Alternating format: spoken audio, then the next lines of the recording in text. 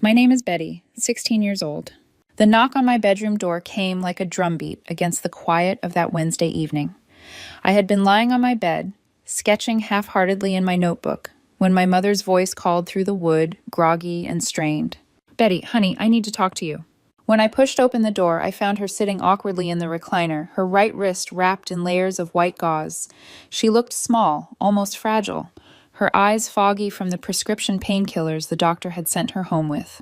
2 days before Thanksgiving, and she had slipped in the kitchen, shattering her wrist on the cold tile floor. I could still see the shock in her face from earlier at the hospital, though she tried to mask it now with a thin smile. "Sarah can handle it," she announced suddenly, her voice too bright, like she was speaking through a haze.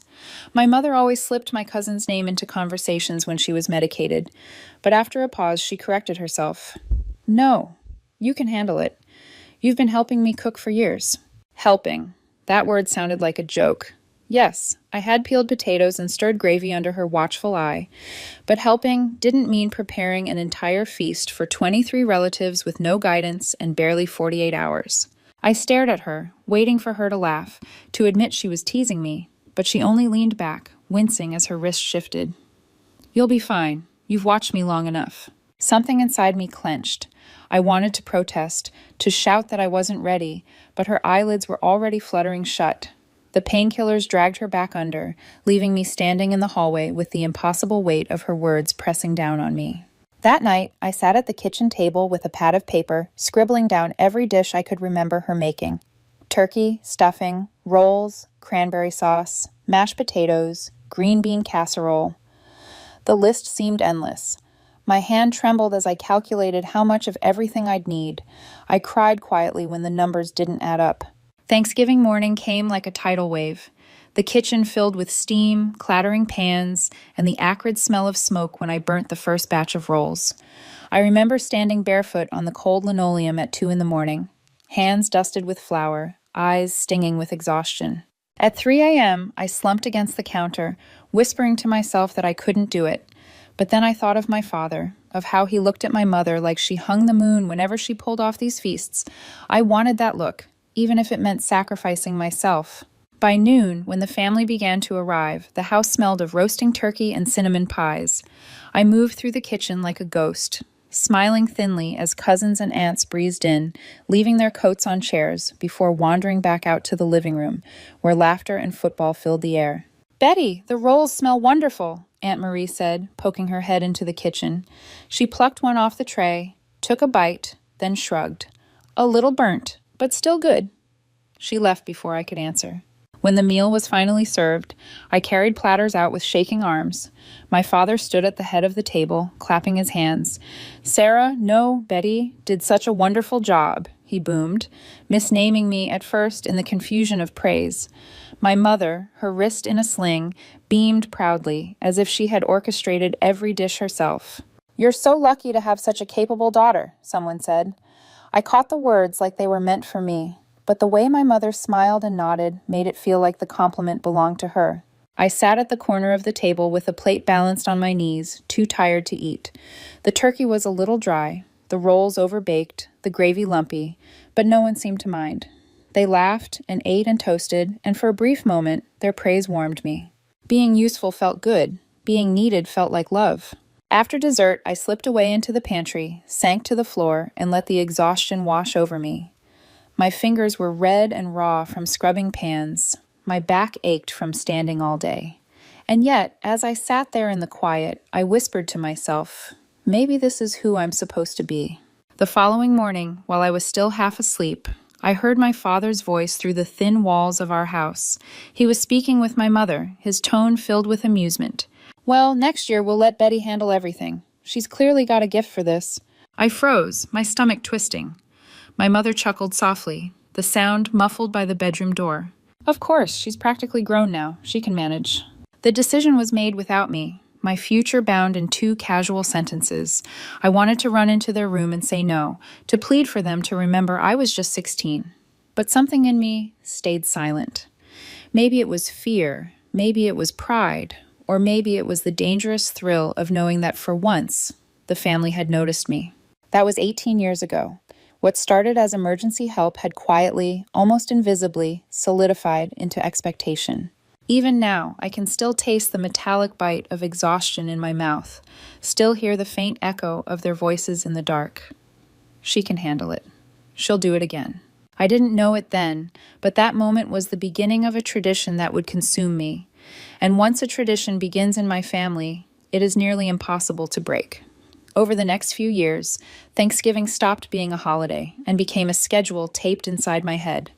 By September, I was scrolling sales, mapping coupons, counting mouths. By October, I was stockpiling flour, broth, butter, and foil like a storm was coming. It always was. The guest list swelled as cousins married and had babies, and as those babies turned into toddlers with preferences and allergies and their own tiny opinions. 23 became 26, then 28, then 30, sometimes more, depending on whether anyone brought just a friend. I learned to keep emergency chairs in the hall closet and extra napkins in the laundry room.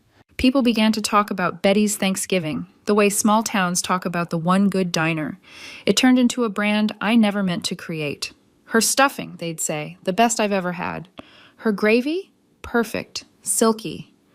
They'd post pictures of my food with captions, tagging each other while I was still in the kitchen, basting, searing, whisking, sweat gathering at the nape of my neck.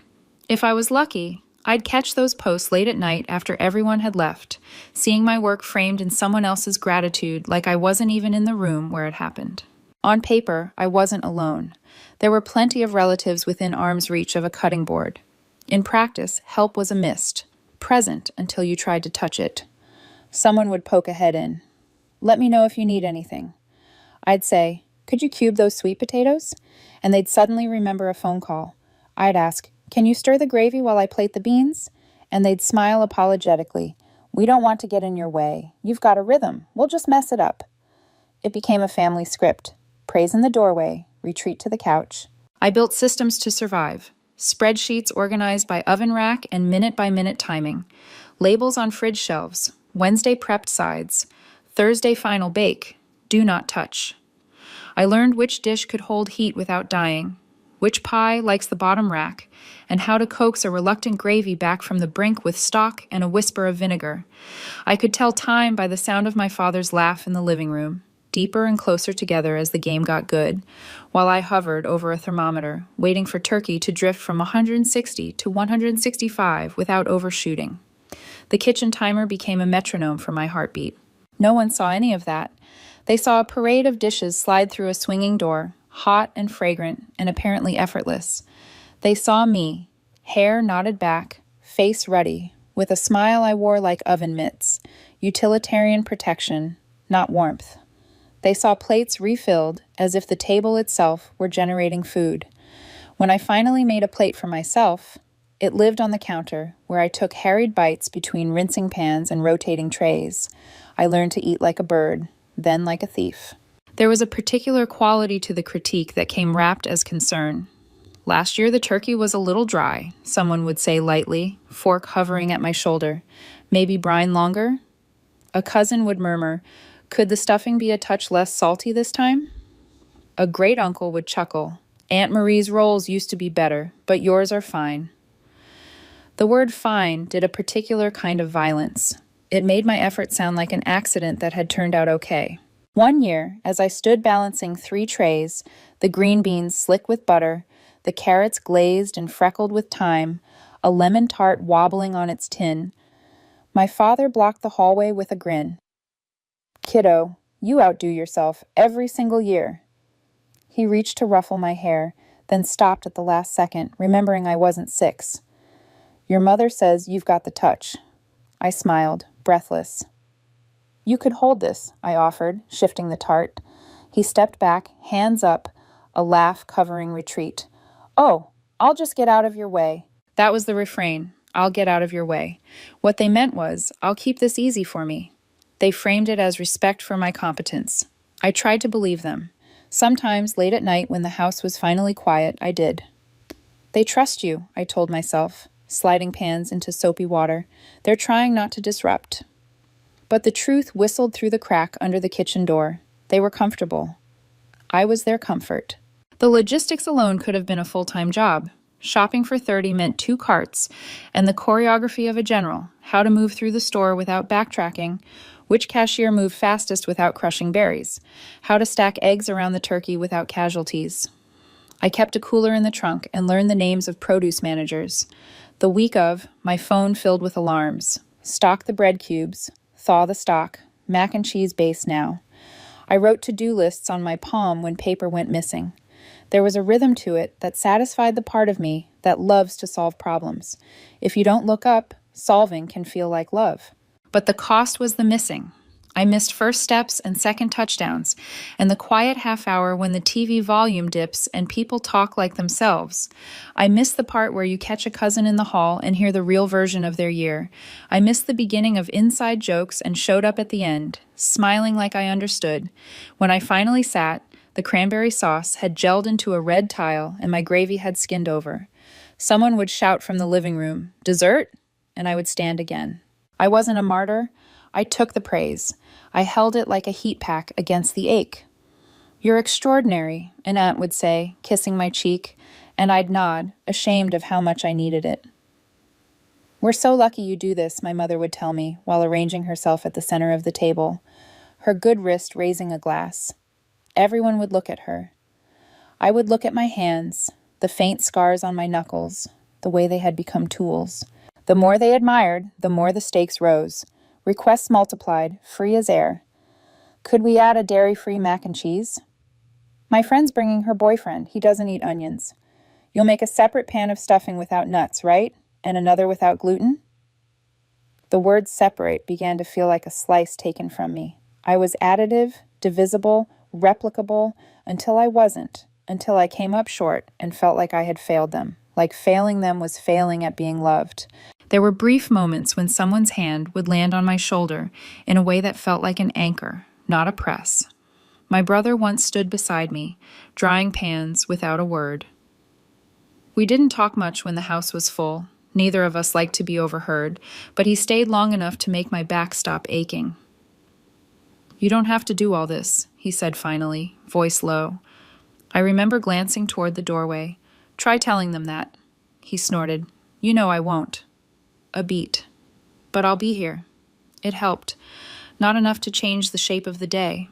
Enough to let me breathe. The house had its own weather on Thanksgiving. The kitchen ran hot, humid with steam, the windows fogging acres of white. The dining room stayed temperate, wine glass clinks like soft ice. The living room cooled under the TV's glow, voices swelling during commercials. I learned to calibrate my body to all 3 temperatures without crossing the threshold. Sometimes I'd stand at the frame between rooms and feel the climate shift on my skin. It felt like proof that I lived in a different season from everyone else. They meant well, most of them. That's important to say. They loved me in the ways they understood love. Compliments, second helpings, to-go containers pressed into grateful hands.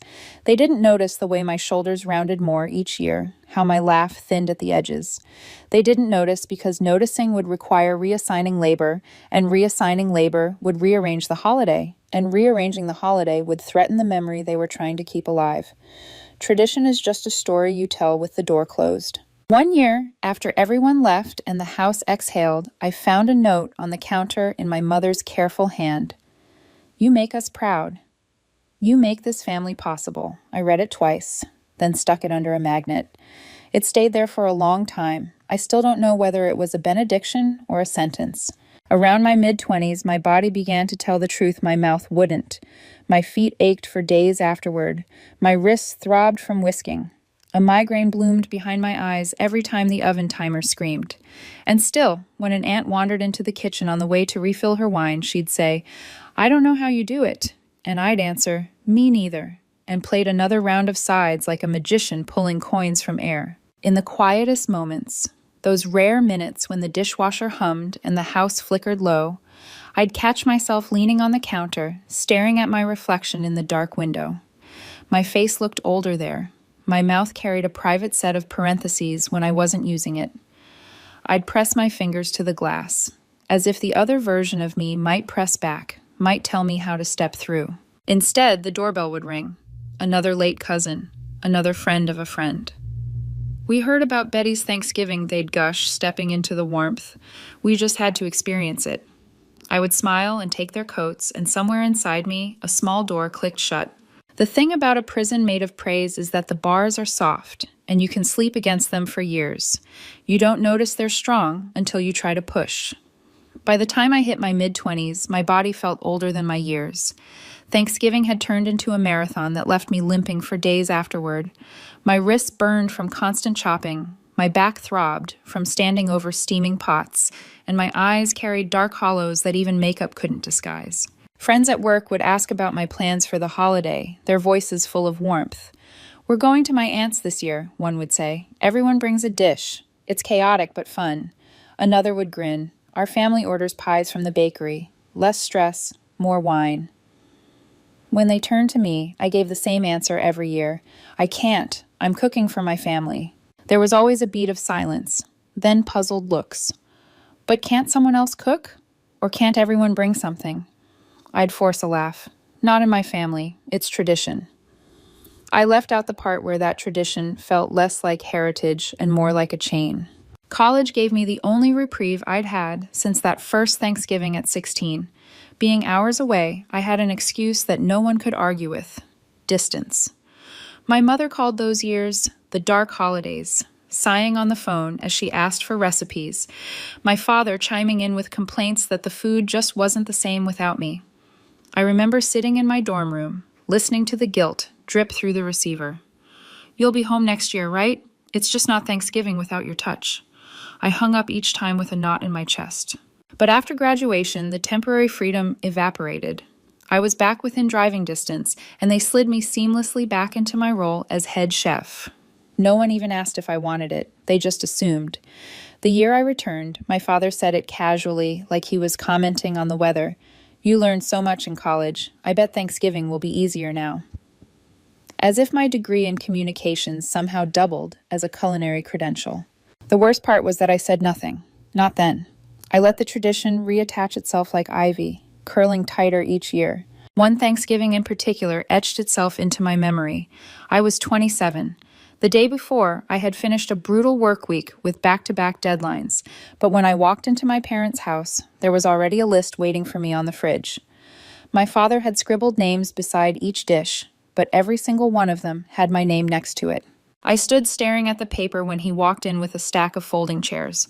"Oh, and I forgot to mention, we've got 30 this year. A couple of folks are bringing friends." 30?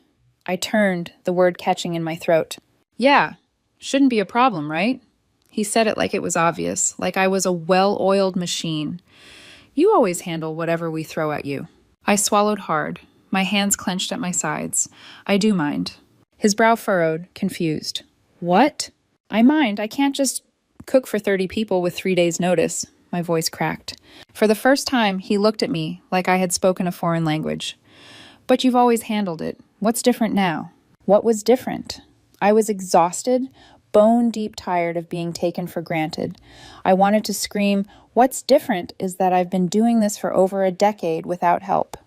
What's different is that I've never had a Thanksgiving of my own." But the words lodged in my throat. I simply shook my head and walked away, leaving him standing in the kitchen with a baffled look. That night, I lay awake replaying the conversation. The truth haunted me. I had never taught them how to see me differently. Every time I bit my tongue, every time I smiled through the fatigue, I had reinforced their belief that I could handle it, that I would handle it. And maybe, part of me feared what would happen if I stopped. Would they still love me if I wasn't useful? The guilt was sharpest when I considered saying no. In my family, tradition was sacred. To suggest change was to suggest betrayal. I imagined the chorus of horror if I proposed potluck. "It won't be the same. You're better at it than anyone else. Why ruin what works?" Their shock would be real, their disappointment heavy enough to crush me. So I swallowed it. Again. Still, the resentment simmered. I noticed details I had ignored before, the way my mother accepted praise for my cooking with a satisfied nod, as if she'd passed her craft down flawlessly, the way relatives bragged about our Thanksgiving, without once thanking me directly. Even when compliments landed, they felt hollow. The most telling moment came a year later when my cousin Amanda arrived with her new boyfriend. She handed me a folded list at the door. "He's really picky," she whispered. "Allergies, too. Could you make sure there are options for him?" I unfolded the paper and scanned it. No dairy, no onions, no peppers, no shellfish, no gluten, no soy. My jaw dropped. "Amanda, I've already planned the entire menu." She blinked innocently. "Well, can't you just adjust? It's Thanksgiving. You don't want him to feel left out, do you?" Something inside me snapped. Maybe he can bring something he likes. Her face froze, scandalized. "Betty, don't be difficult. It's just food." Just food. The words echoed like a slap. To her, it was a minor inconvenience. To me, it was hours of labor, sweat, and exhaustion. Later that night, as I stirred yet another pot, I found myself whispering, "Am I their daughter, their cousin, or their caterer?" The line between family and staff had blurred so completely that even I wasn't sure anymore. That Thanksgiving ended, as always, with everyone full and happy, but I collapsed into bed aching. Resentment coiled in my chest. When I woke the next morning, my phone buzzed, with a dozen messages praising the food, thanking me for keeping tradition alive. None of them asked how I felt. It was the beginning of something shifting in me, a quiet voice that grew louder each year. This isn't love. This is labor dressed up as gratitude. I didn't know it yet, but the cracks in my silence had started to show. And cracks, given enough pressure, always turn into fractures. The cracks widened quickly. By the time I was 28, Thanksgiving was no longer just exhausting, it was unbearable. The requests had multiplied into demands, and every demand felt like another stone tied to my chest. It started small. My cousin Amanda's boyfriend from the year before, he was long gone, but the precedent lingered. The following Thanksgiving, my brother's wife announced she had gone gluten-free. She expected me to prepare alternate versions of nearly every dish. I remember standing at the counter, hands submerged in flour, when she breezed into the kitchen, her voice casual. "I can't eat gluten anymore, so I'll need special stuffing, rolls, and pie crusts. Oh, and can you make sure the gravy thickener isn't flour?" I blinked, my knuckles whitening around the bowl. That would double my workload. She frowned, tilting her head as if I'd failed some moral test. "Are you saying you can't support my health journey?" The accusation stung more than it should have. Support. As though years of sacrificing my holiday, my body, my sanity, didn't count as support. I wanted to snap, to tell her that if her health mattered that much, she could cook her own dishes, but instead I gritted my teeth and said nothing. Silence had become my language. The truth was, my silence protected them while it hollowed me out. Each year, another request appeared like an unwelcome guest: dairy-free casseroles, vegan side dishes, nut-free pies, low-sodium everything. Every time, I bent, stretched, and scrambled until I was so thinly spread I could barely breathe. And yet, when the food hit the table, the critiques came anyway. The turkey could use more brining. The pie crust is a bit tough. Aunt Marie's rolls were lighter. Their voices were soft, even polite, but every word felt like a needle slipping under my skin. By then, my inner dialogue had shifted into something sharp. Do they even see me? Or am I just a pair of hands attached to their holiday? The breaking point came during one particularly disastrous Thanksgiving. The guest list had grown to 32 after my father casually told people to bring whoever. He handed me the updated number 3 days before. I stood in the kitchen, staring at the list, my vision blurring. "I can't do this," I whispered, but no one heard. That morning, I moved like a machine. My face was set, my body rigid. I burned the sweet potatoes, undercooked the beans, and forgot to thaw one of the pies. Guests poured in, their laughter filling the house, but the kitchen smelled of stress. By noon, my chest ached, my temples pulsed, and my hands trembled so badly I nearly dropped the turkey platter. I snapped at my niece for touching the rolls. I hissed at my cousin when he asked if there'd be more gravy. By the time the meal hit the table, my eyes were red, my smile brittle. I excused myself to the pantry and shut the door. The dim light flickered above me, casting shadows on the canned goods. I pressed my back against the shelves and slid to the floor, silent tears cutting hot tracks down my cheeks. For 15 minutes I sat there, sobbing into my apron, knowing the food was cooling on the table without me. When I finally emerged, I plastered on a smile. I carried dishes, poured wine, and laughed on cue. But inside, something had broken. Later that night, as I scrubbed pots alone, I overheard two aunts in the hallway whispering. "She's so moody lately," one said. "Always so stressed," the other replied.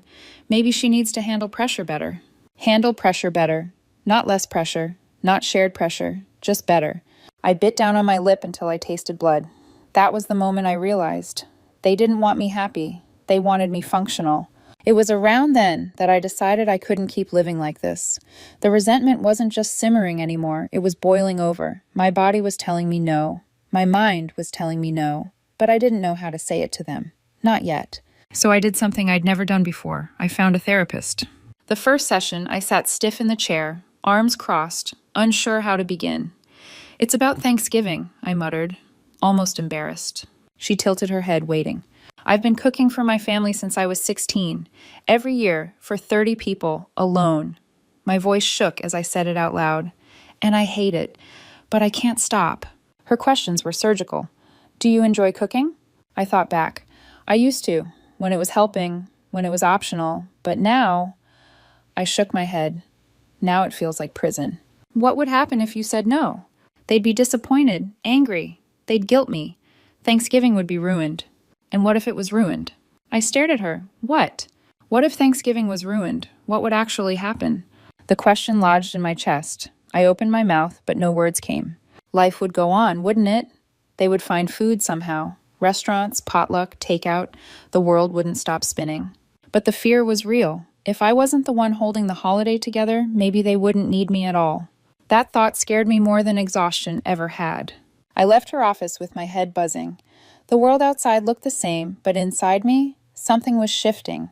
For the first time in years, I considered a possibility I'd never dared imagine: freedom. It terrified me, and it thrilled me. Therapy peeled me open like an onion. Each week, layer by layer, I uncovered truths I had buried so deeply I hardly recognized them. I wasn't just cooking for Thanksgiving. I was cooking for love, for worth, for the belief that being indispensable meant being valued. But the more I spoke, the clearer it became. My family wasn't cherishing me. They were consuming me. "Helping your family is one thing," my therapist said during one session, her pen tapping against the notepad. "But when help becomes obligation, and obligation becomes identity, that isn't love. That's exploitation." The word made me flinch. Exploitation sounded like something that happened in factories, in sweatshops, not in the soft glow of my parents' dining room. And yet, when I thought about all the Thanksgivings I had spent hunched over roasting pans while laughter rang from the other rooms, the truth tasted bitter. "What do you want Thanksgiving to look like?" she asked one day. No one had ever asked me that before. The answer spilled out before I could stop it. "I want to sit at the table. I want to drink wine before it's gone. I want to laugh at the jokes in real time, not hear them secondhand in the kitchen. I want..." My throat tightened. "I want to feel like part of the family, not the staff." She smiled gently. "Then what would it take for that to happen?" "I'd have to stop cooking." The words left me shaky. It felt like betraying blood. "Or," she said softly, "you'd have to share the cooking." Boundaries don't mean abandonment. They mean balance. Boundaries. A word I had always treated like a locked gate, but maybe it was a bridge. By the time October rolled around, I made myself a quiet promise. This Thanksgiving would be my last as the sole chef. I would cook one more time, announce my retirement, and propose alternatives: potluck, catering, even rotating hosts. I practiced the speech in my bathroom mirror, my reflection nodding solemnly back at me. But tradition is a cunning enemy. The closer the holiday came, the more pressure mounted. 2 weeks before Thanksgiving, my father called. 30 people this year," he said casually, as though reciting the weather. "Uncle Bob's bringing his new girlfriend, vegetarian, so make sure there's plenty she can eat. And Cousin Jennifer's kids are picky, so maybe have some plain pasta ready." I gripped the phone so tightly my knuckles blanched. "Dad, that's too much." "Oh, come on," he chuckled. "You always say that, and then you pull it off. You've got a gift." Gift. The word felt like a curse. My mother chimed in later with her own requests. "Could you try that new apple cranberry pie I saw on TV, and make sure the stuffing isn't too salty this year? Oh, and your brother wants more gravy than last time." Each sentence was another link in a chain I had promised myself I would break. I told myself I would stand firm. I told myself I would not fall back into old patterns. And then, like clockwork, I found myself scribbling shopping lists, mapping oven schedules, clipping coupons. My hands betrayed my heart. 18 years of momentum had its own gravity. 3 days before Thanksgiving, I was at the grocery store with a cart piled high. Butter, cranberries, sweet potatoes, stock, foil. The fluorescent lights buzzed overhead. I stood in the baking aisle staring at the bags of flour, and something inside me snapped. I didn't want to do this. Not this year, not ever again. The realization hit me so hard, I gripped the cart for balance. I looked at the food, at the endless ingredients I was about to haul home, and felt nothing but dread. Without thinking, I left the cart where it was, half full, abandoned in the aisle. People stared as I walked out, but I didn't care. That night, I sat on my bed, my laptop open, the cursor blinking in the flight search bar. My hands trembled as I typed in destinations. Portland. My best friend lived there. We hadn't seen each other in years, but when I called her, she answered on the second ring. "Are you doing anything for Thanksgiving?" I asked, my voice thin. "Flying to Portland to visit my sister," she said. "Why? Can I come?" There was a beat of silence, then laughter, bright and startled. "Of course, but what about your family's big dinner? Aren't you cooking for like 50 people?" 30, I whispered. And no, not this year. Booking the flight felt like buying my freedom. It was expensive, but as the confirmation email hit my inbox, I felt lighter than I had in years. Still, fear gnawed at me. I knew the confrontation was coming. I couldn't just disappear. My father always called the night before Thanksgiving to go over details. I braced myself. Wednesday evening, the phone rang. His voice was cheerful, expectant. "Cooking starts at 4 a.m., right? Oh, and Uncle Bob's girlfriend is vegetarian, so don't forget. And Jennifer's kids." "Dad," I interrupted, my heart pounding so hard I thought he could hear it through the line. "I won't be cooking tomorrow." Silence. "What do you mean?" His voice was sharp now, no trace of humor. "I mean, I'm not cooking Thanksgiving dinner. I'm going out of town." The pause stretched, heavy and suffocating. Then his voice rose, thick with disbelief. "Betty, this isn't funny. 30 people are expecting dinner. Then 30 people will have to figure something else out." My voice shook, but I forced the words out. "I'm not doing it." There was a sharp inhale, then an eruption. "How could you be so selfish? Don't you care about family? Don't you understand what this means?" Guilt poured through the line like hot tar. He cycled from anger to panic to pleading. "We've counted on you for years. Everyone's counting on you. You can't just abandon us." I closed my eyes, hearing my therapist's voice. "Stay calm. Hold your boundary. I'm not abandoning anyone. I'm taking care of myself." The conversation spiraled, his accusations sharp, his desperation louder with every breath. But for the first time in 18 years, I didn't fold. Finally, I hung up. My hands shook as I set the phone down. Seconds later, it buzzed again. And again. Then texts. Guilt, outrage, disbelief. I turned it off. Tomorrow morning, while my family searched for turkey basters and cursed empty ovens, I would be boarding a plane. For the first time in nearly 2 decades, I would wake on Thanksgiving without chains around my wrists. It terrified me, and it thrilled me. Thanksgiving morning began not with the screech of my alarm clock at 4 a.m., but with the soft hum of an Uber pulling up outside my apartment. I climbed in, luggage at my side, heart racing. The driver made small talk, asking if I was heading home for the holiday. I smiled faintly and said, "Something like that." As the car moved through the still dark streets, I felt a strange mix of weight and lightness. The guilt sat heavy in my chest, but beneath it pulsed something I hadn't felt in years: anticipation. The airport buzzed with travelers juggling bags and coffee, the air thick with announcements and reunions. For once, I wasn't dragging grocery lists in my head, calculating cook times, or fretting over gravy. Instead, I stood in line at a cafe, sipping hot coffee and feeling like a person, not a machine. Still, my phone burned in my pocket. I knew the messages were piling up: calls, texts, voicemails, each one carrying anger or disbelief. My father had made it clear last night they would not accept my absence quietly. For years, I had been their anchor, and now I was cutting the rope. The plane boarded, and as I settled into my window seat, I imagined the chaos unfolding back home. Relatives arriving with empty stomachs and high expectations. My father pacing, my mother wringing her hands. Cousins opening fridge doors to find nothing but condiments. The picture was both horrifying and liberating. When the engines roared to life, I closed my eyes. For the first time in 18 years, I was flying toward freedom instead of trudging into a kitchen prison. Portland was gray and drizzling when I landed, but to me, it looked like sunlight. My best friend Lila waved from the arrivals gate, her grin wide. "I can't believe you actually did it," she said as she hugged me tight. "Neither can I admitted. I feel like I'm doing something illegal." "Illegal?" She laughed, shaking her head. "You're finally living. That's what this is." Her sister's house was tucked in a quiet neighborhood, a modest place filled with warmth. When we walked inside, the smell of roasting chicken, not turkey, welcomed us. 8 people bustled in the kitchen and living room, everyone carrying something. Pies, casseroles, salads, bottles of wine. The energy was chaotic but joyful. "Grab a plate," Lila's sister called. "We all pitch in here." The word startled me. We all pitch in. So simple, so foreign. I found myself standing by the sink, chopping apples for a salad while someone else stirred a pot beside me. No one handed me a list. No one expected perfection. No one vanished when I asked for help. Instead, laughter bounced off the walls as hands brushed past mine, reaching for knives, spoons, plates. Dinner was imperfect in all the right ways. The chicken was slightly overcooked, the pie crust crumbled, and the mashed potatoes had lumps, but no one complained. We ate, we laughed, and I joined every moment. I wasn't hiding in a kitchen. I wasn't sweating under fluorescent lights. I wasn't crying into a pantry shelf. I was part of it.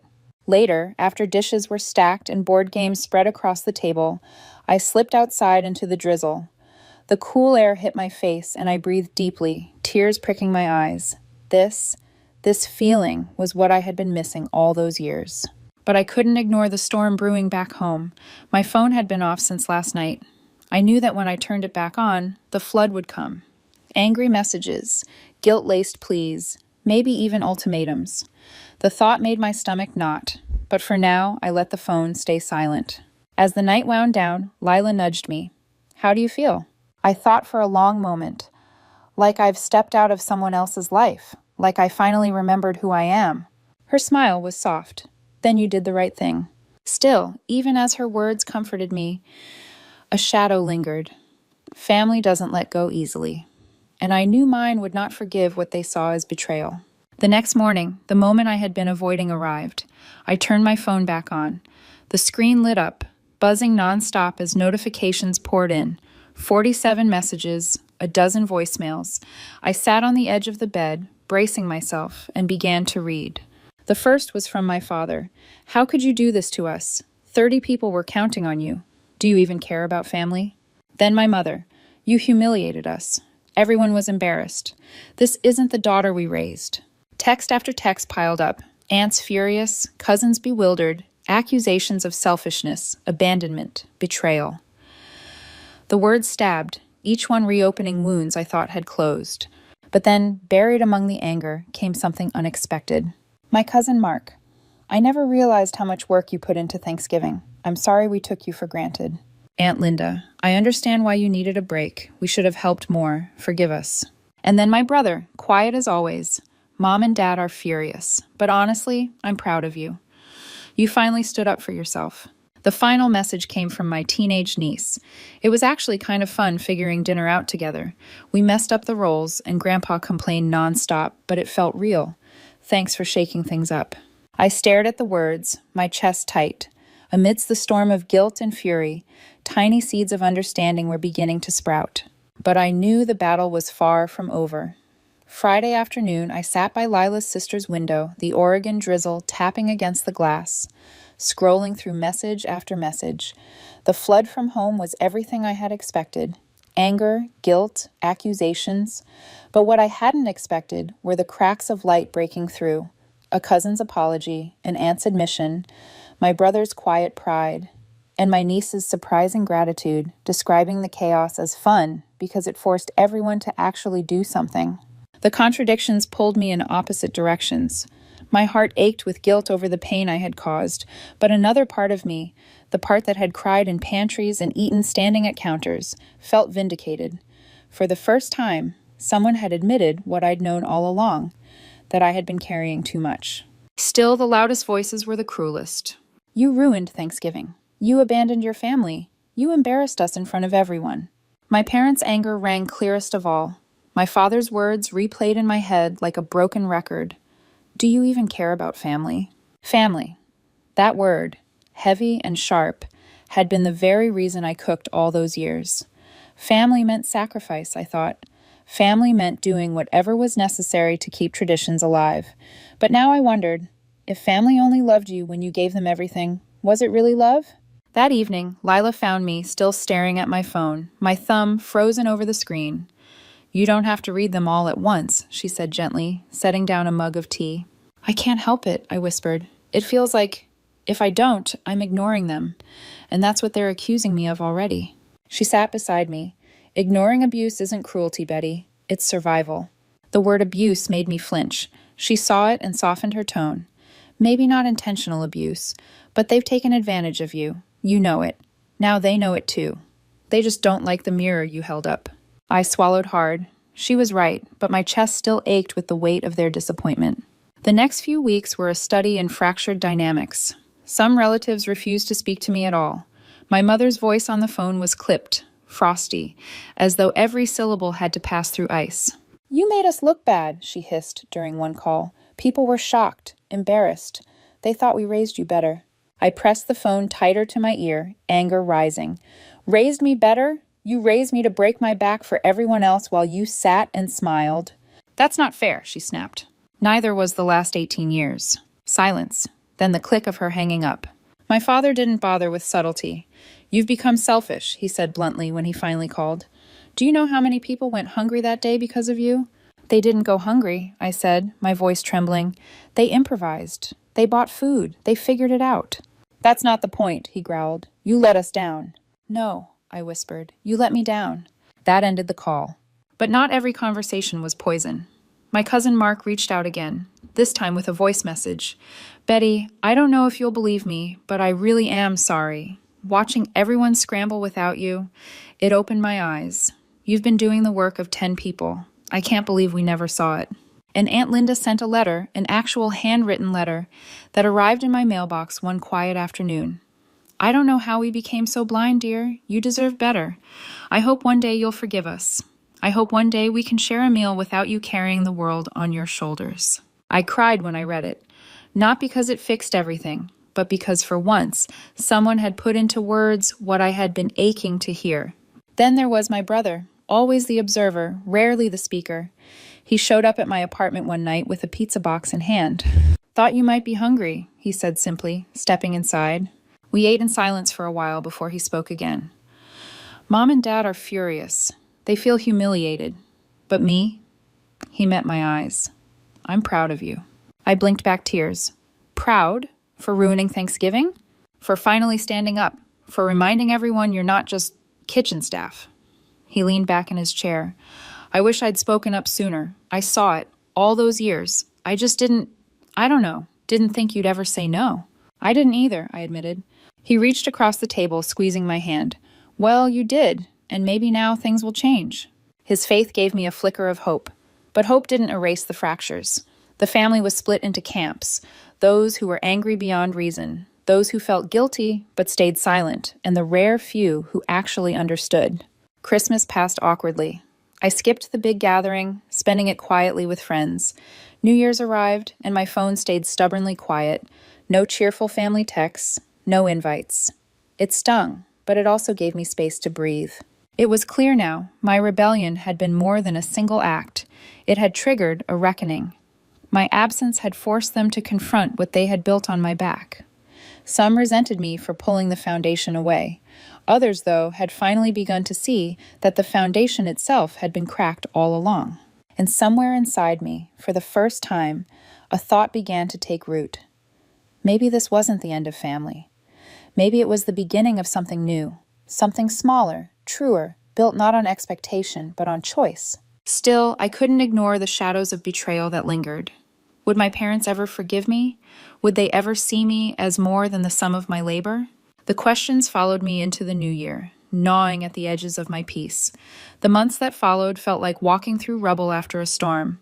The family I had once thought unshakable now felt fractured, splintered, into smaller, quieter pieces.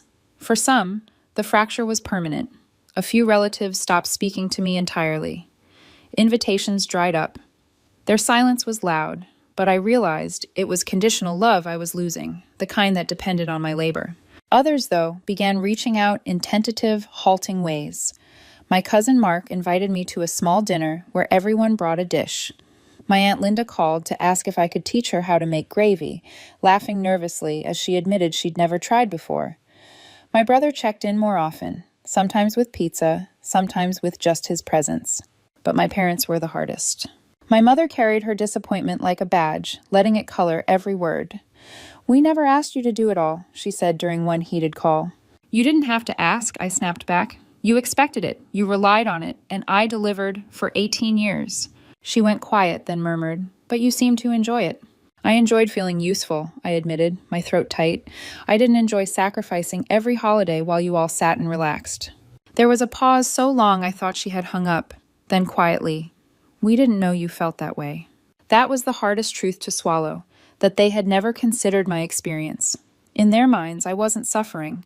I was fulfilling a role, the capable daughter who kept traditions alive. They saw the food, not the exhaustion behind it. It took months of conversations, some sharp, some tender, before they began to understand. My father was slower to bend. He bristled at the idea that he had taken advantage of me. But eventually, even he admitted, "Maybe we leaned too hard on you. Maybe it was easier for us not to see it." The following Thanksgiving was unlike any before. For the first time, we planned it as a potluck. The host rotated. This year, it was my aunt's house. She handled the turkey. Cousins brought sides. My brother made mashed potatoes that were lumpy but heartfelt. My mother baked pies. My father set the table. I brought a salad I liked. Nothing more. The meal wasn't perfect. The turkey was a little dry, the green beans slightly overcooked. But the laughter was warmer, freer. People appreciated their food more because they had contributed to it. Children carried dishes to the table, learning that holidays weren't about consuming but participating. For the first time, I sat with a plate in front of me and ate while the food was still hot. I watched the football game, played with the kids, laughed with my cousins. I was part of the holiday, not its engine. It felt like oxygen. That Portland trip became the seed of a new tradition. Each year since, I've alternated. Sometimes Thanksgiving with my family's potluck, sometimes a getaway with Lila. We've spent the holiday in Portland, in Seattle, even once in San Francisco. Those trips reminded me that holidays could be about discovery and joy instead of obligation and exhaustion. And slowly my family adjusted. Not all of them. Some still carry grudges, muttering about the year Betty ruined Thanksgiving.